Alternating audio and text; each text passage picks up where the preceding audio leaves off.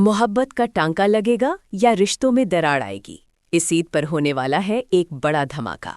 शेरवानी और safari suit के दरमियान छिड़ी वो जंग जिसने सबके होश उड़ा दिए। क्या ये शादी महज एक समझौता है या कोई गहरी साजिश?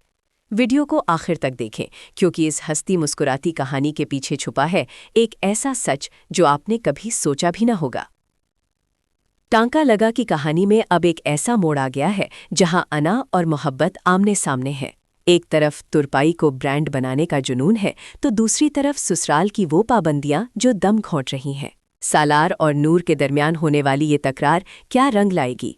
जब एक सरकारी अफसर और एक मॉडर्न जनरेशन का टकराव होगा तो धमाका तो लाजमी है। क्या मोहब्बत की खातिर अपनी अना को कुर्बान किया जा सकता है, या फिर बदले की आग सब कुछ राख कर देगी? इस बार ईद पर सिर्फ खुशियां नहीं, बल्कि इंतकाम और गहरे जज्बात का वो खेल खेला जाएगा जो इससे पहले कभी नहीं देखा गया। आपको क्या लगता है, क्या इस बार टांका सही जगह लगेगा या रिश्ता हमेशा के लिए टूट जाएगा? अपनी राय का इजहार कमेंट्स में ज़रूर करें। ड्रामा इंडस्ट्री की हर सनसनीखेज अपडेट के लिए अभी हमारे चैनल को सब्सक्राइब करें और बेल आइकन दबाना ना भूलें।